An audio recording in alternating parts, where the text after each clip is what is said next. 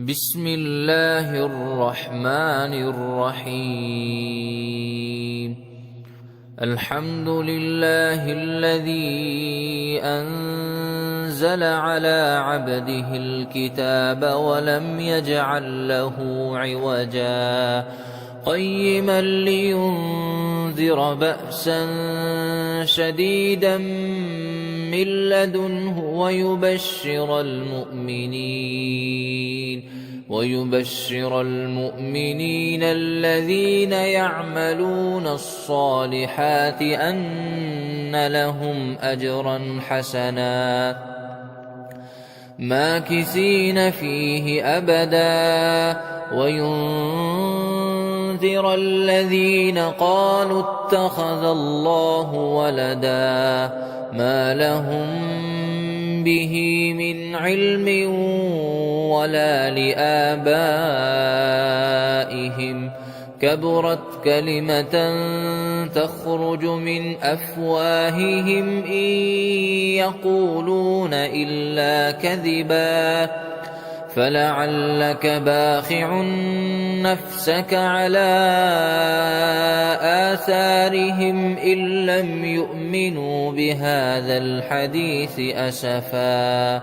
إنا جعلنا ما على الأرض زينة لها لنبلوهم أيهم أحسن عملا وإنا لجاعلون ما عليها صعيدا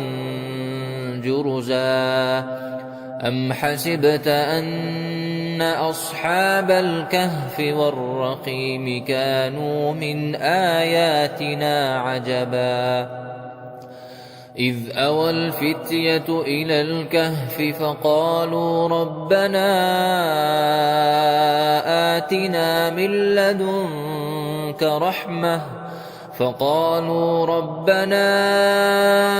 آتنا من لدنك رحمة وهيئ لنا من أمرنا رشدا فضربنا على آذانهم في الكهف سنين عددا ثم بعثناهم لنعلم أي الحزبين أحصى لما لبثوا أمدا نحن نقص عليك نبأهم بالحق إنهم فتية آمنوا بربهم وزدناهم هدى وربطنا على قلوبهم إذ قاموا فقالوا ربنا رب السماوات والأرض لن ندعو من دونه إلها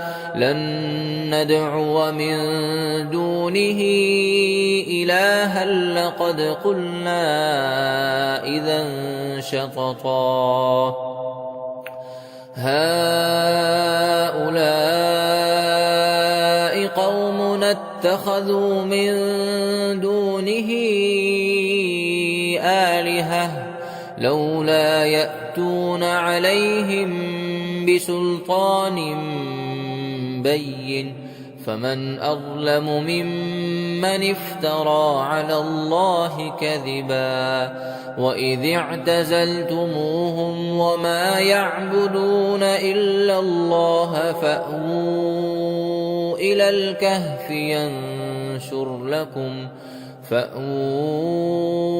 إلى الكهف ينشر لكم ربكم من رحمته ويهيئ لكم من أمركم مرفقا وترى الشمس إذا طلعت تزاور عن كهفهم ذات اليمين وإذا غربت تقرضهم ذات الشمال وهم في فجوة منه ذلك من آيات الله من يهد الله فهو المهتد ومن يضلل فلن تجد له وليا مرشدا وتحسبهم أيقاظا وهم رقود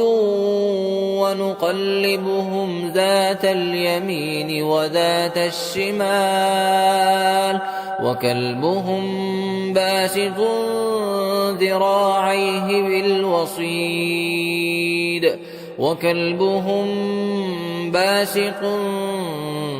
ذراعيه بالوصيد لو اطلعت عليهم لوليت منهم فرارا ولملئت منهم رعبا وكذلك بعثناهم ليتساءلوا بينهم قال قائل منهم كم لبثتم قالوا لبثنا يوما أو بعض يوم قالوا ربكم أعلم بما لبثتم فابعثوا أحدكم بورقكم هذه إلى المدينة فلينظر أيها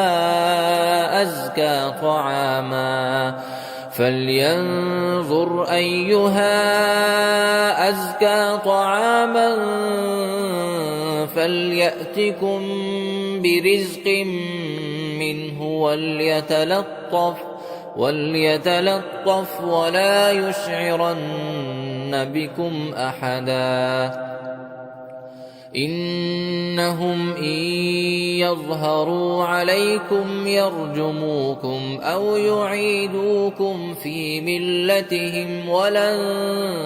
تفلحوا إذا أبدا وكذلك أعثرنا عليهم ليعلموا أن وعد الله حق وأن الساعة لا ريب فيها إذ يتنازعون بينهم أمرهم فقالوا ابنوا عليهم بنيانا ربهم أعلم بهم قال الذين غلبوا على أمرهم لنتخذن عليهم مسجدا سيقولون ثلاثة رابعهم كلبهم ويقولون خمسة سادسهم كلبهم رجما بالغيب ويقولون سبعة وثامنهم كلبهم قل ربي أعلم بعدتهم ما يعلمهم إلا قليل فلا تمار فيهم إلا مراء ظاهرا ولا تستفت فيهم منهم أحدا ولا تقولن لشيء إني فاعل ذلك غدا إلا أن يشاء الله واذكر ربك إذا نسيت وقل عسى أن يهديني ربي لأقرب من هذا رشدا ولبثوا في كهفهم 300 سنين وازدادوا 9 قل الله أعلم بما لبثوا له غيب السماوات والأرض أبصر به وأسمع ما لهم من دونه من ولي ولا يشرك في حكمه أحدا واتل ما أوحي إليك من كتاب ربك لا مبدل لكلماته ولن تجد من دونه ملتحدا واصبر نفسك مع الذين يدعون ربهم بالغداة والعشي يريدون وجهه ولا تعد عيناك عنهم تريد زينة الحياة الدنيا ولا تطع من أغفلنا قلبه عن ذكرنا واتبع هواه وكان أمره فرطا وقل الحق من ربكم فمن شاء فليؤمن ومن شاء فليكفر إنا أعتدنا للظالمين نارا أحاط بهم سرادقها وإن يستغيثوا يغاثوا بماء كالمهل يشوي الوجوه بئس الشراب وساءت مرتفقا إن الذين آمنوا وعملوا الصالحات إنا لا نضيع أجر من أحسن عملا أولئك لهم جنات عدن تجري من تحتهم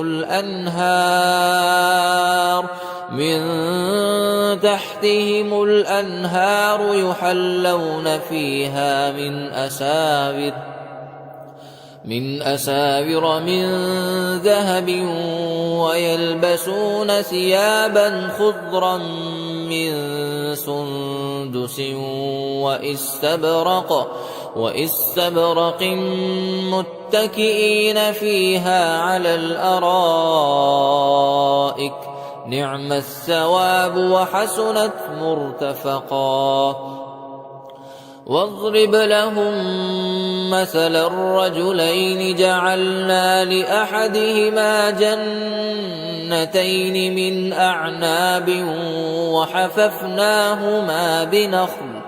وحففناهما بنخل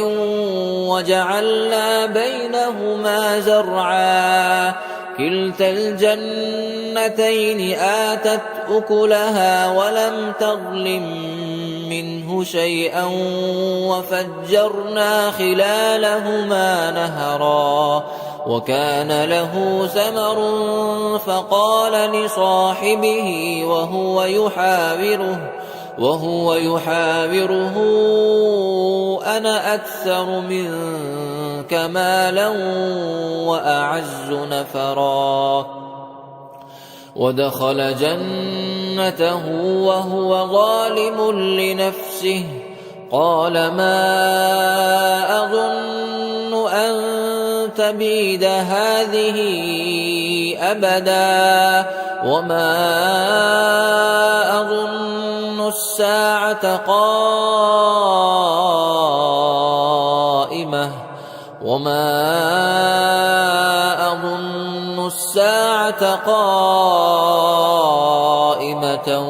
ولئن رددت إلى ربي لأجدن خيرا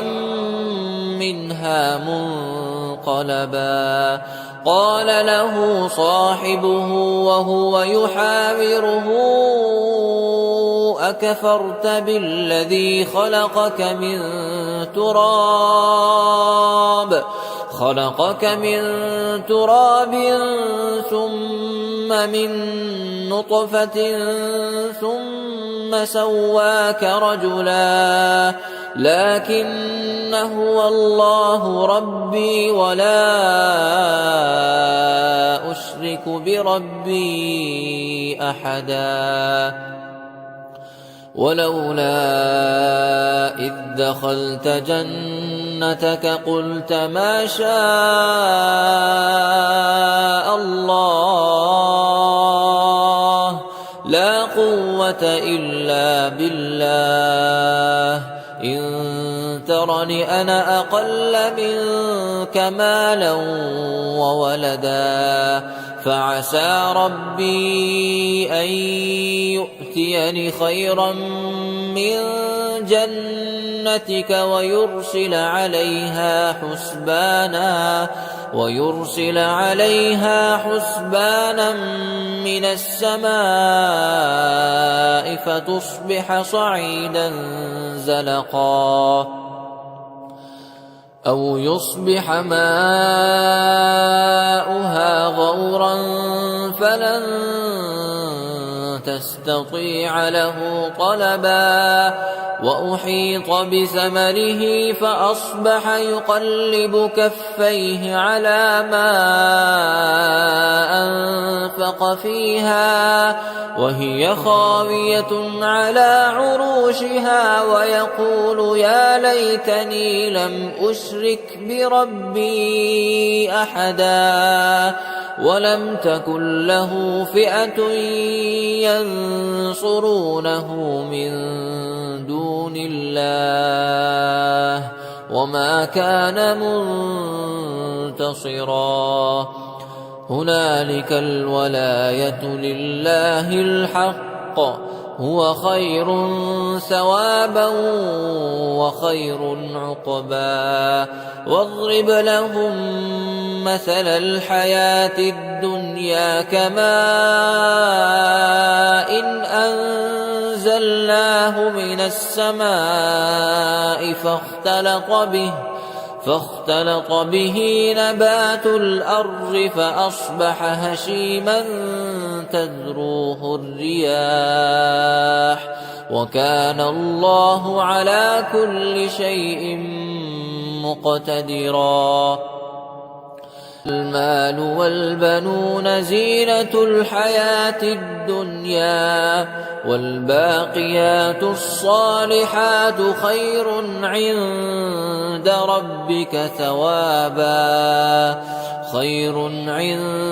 ربك ثوابا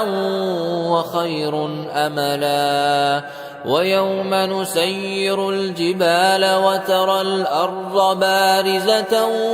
وحشرناهم فلم نغادر منهم أحدا وعرضوا على ربك صفا لقد جئتمونا كما خلقناكم أول مرة بل زعمتم أن لن نجعل لكم موعدا ووضع الكتاب فترى المجرمين مشفقين مما فيه ويقولون يا ويلتنا ما لهذا الكتاب لا يغادر صغيرة ولا كبيرة إلا أحصاها ووجدوا ما عملوا حاضرا ولا يظلم ربك أحدا وإذ قلنا للملائكة اسجدوا لآدم فسجدوا إلا إبليس كان من الجن ففسق عن أمر ربه أفتتخذونه وذريته أولياء من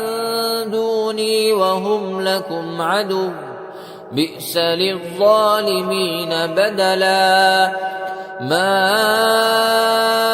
أشهدتهم خلق السماوات والأرض ولا خلق أنفسهم وما كنت متخذ المضلين عضدا ويوم يقول نادوا شركائي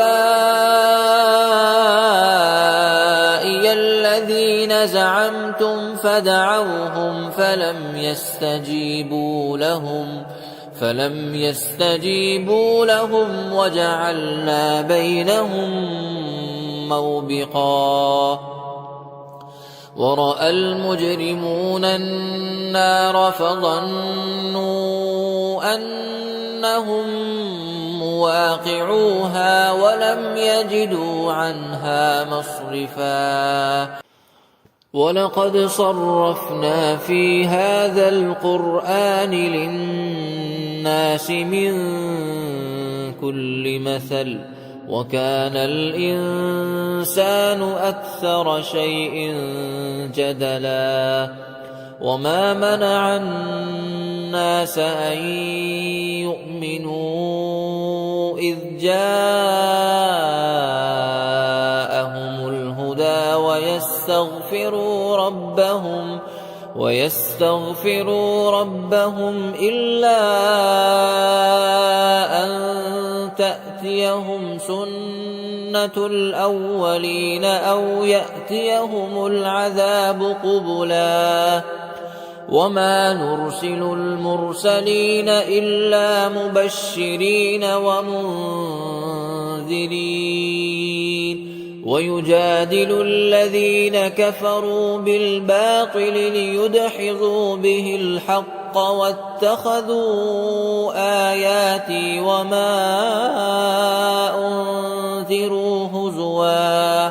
ومن أظلم ممن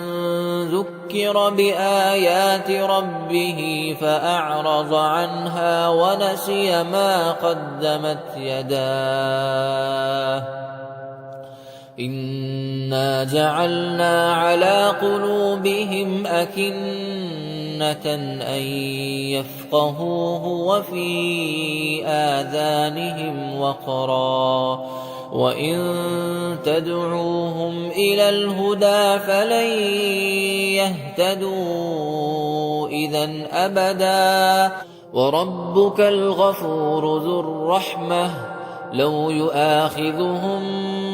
بما كسبوا لعجل لهم العذاب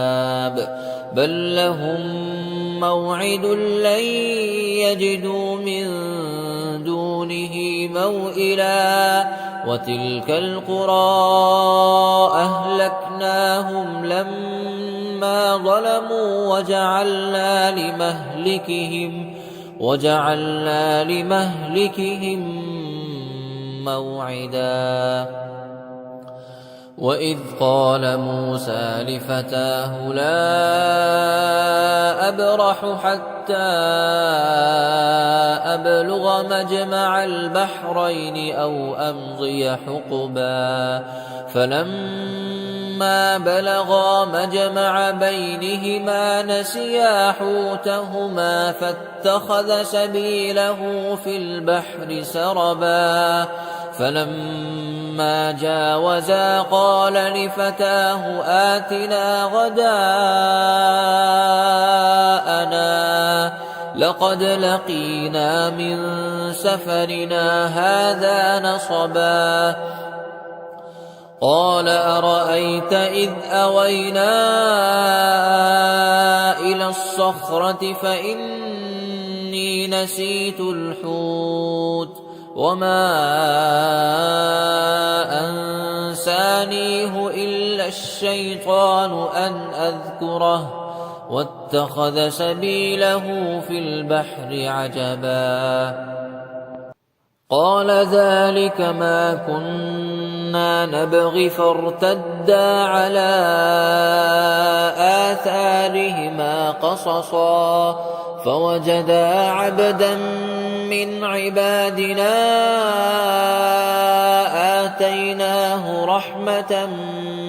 من عندنا وعلمناه من لدنا علما قال له موسى هل أتبعك على أن تعلمني مما علمت رشدا قال إنك لن تستطيع معي صبرا وكيف تصبر على ما لم تحط به خبرا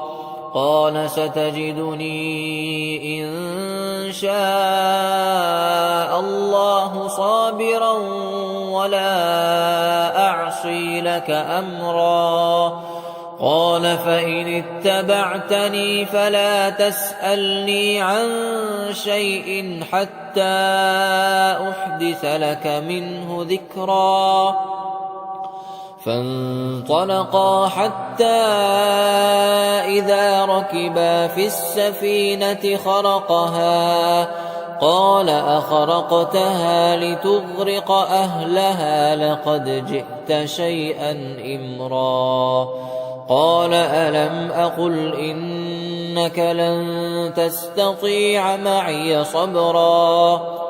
قال لا تؤاخذني بما نسيت ولا ترهقني من أمري عسرا فانطلقا حتى إذا لقيا غلاما فقتله قال أقتلت نفسا زكية بغير نفس لقد جئت شيئا نكرا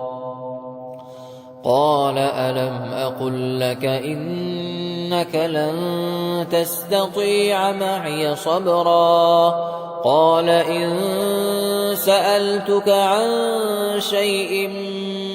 بعدها فلا تصاحبني قد بلغت من لدني عذرا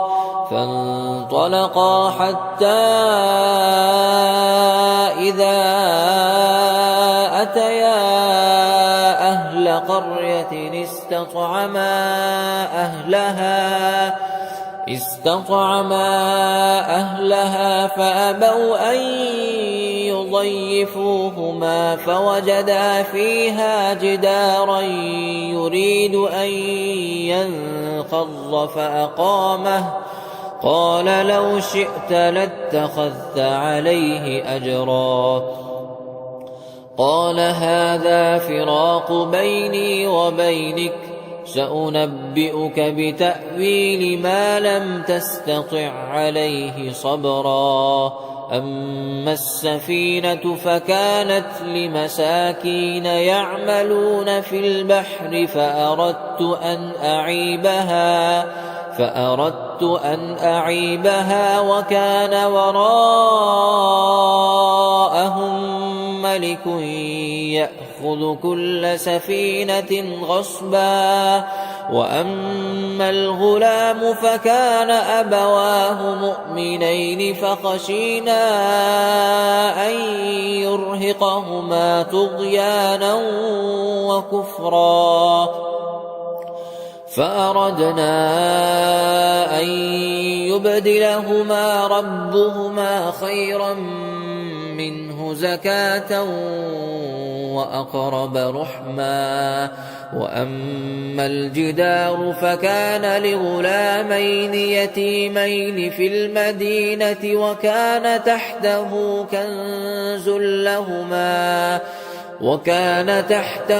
كنز لهما وكان أبوهما صالحا فأراد ربك أن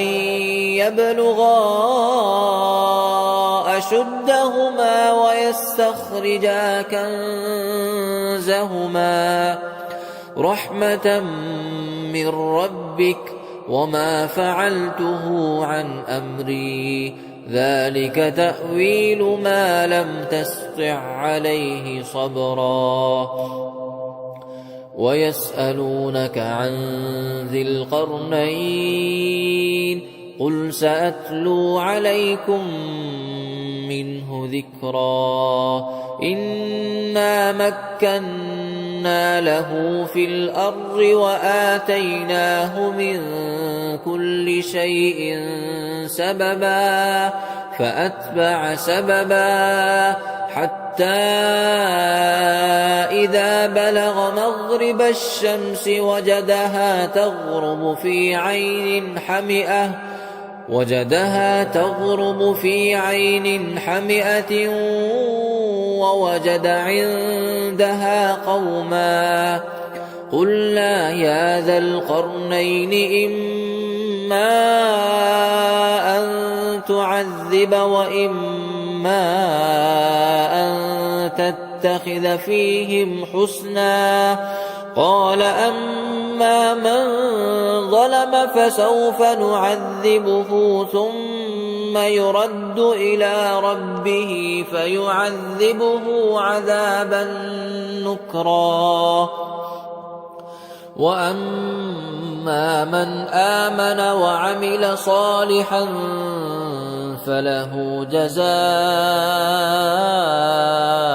الحسنى وسنقول له من أمرنا يسرا. ثم أتبع سببا حتى إذا بلغ مطلع الشمس وجدها تطلع على قوم لم نجعل لهم من دونها سترا. كذلك وقد أحطنا بما لديه خبرا. ثم أتبع سببا حتى إذا بلغ بين السدين وجد من دونهما قوما لا يكادون يفقهون قولا. قالوا يا ذا القرنين إن يأجوج ومأجوج مفسدون في الأرض فهل نجعل لك خرجا على أن تجعل بيننا وبينهم سدا. قال ما مكني فيه ربي خير فأعينوني بقوة أجعل بينكم وبينهم ردما. آتوني زبر الحديد حتى إذا ساوى بين الصدفين قال انفخوا حتى إذا جعله نارا قال آتوني أفرغ عليه قطرا. فما استطاعوا أن يظهروه وما استطاعوا له نقبا. قال هذا رحمة من ربي فإذا جاء وعد ربي جعله دكا وكان وعد ربي حقا. وتركنا بعضهم يومئذ يموج في بعض ونفخ في الصور فجمعناهم جمعا. وعرضنا جهنم يومئذ للكافرين عرضا.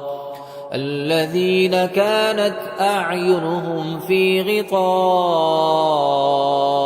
عن ذكري وكانوا لا يستطيعون سمعا. أفحسب الذين كفروا أن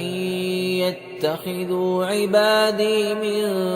دوني أولياء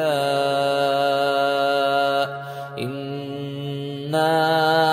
أعتدنا جهنم للكافرين نزلا. قل هل ننبئكم بالأخسرين أعمالا الذين ضل سعيهم في الحياة الدنيا وهم يحسبون أنهم يحسنون صنعا. أولئك الذين كفروا بآيات ربهم ولقائه فحبطت أعمالهم فلا نقيم لهم يوم القيامة وزنا. ذلك جزاؤهم جهنم بما كفروا واتخذوا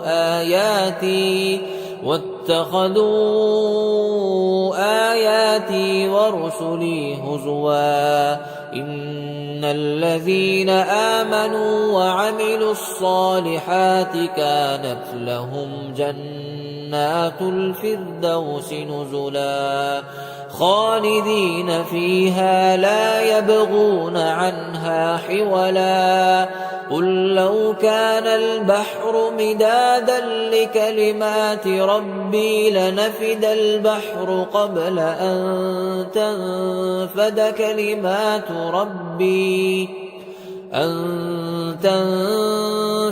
كلمات ربي ولو جئنا بمثله مددا قل إنما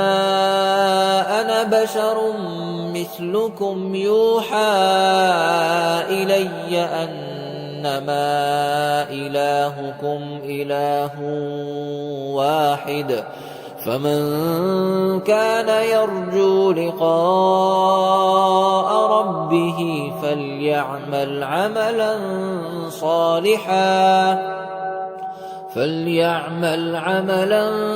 صالحا ولا يشرك بعبادة ربه أحدا.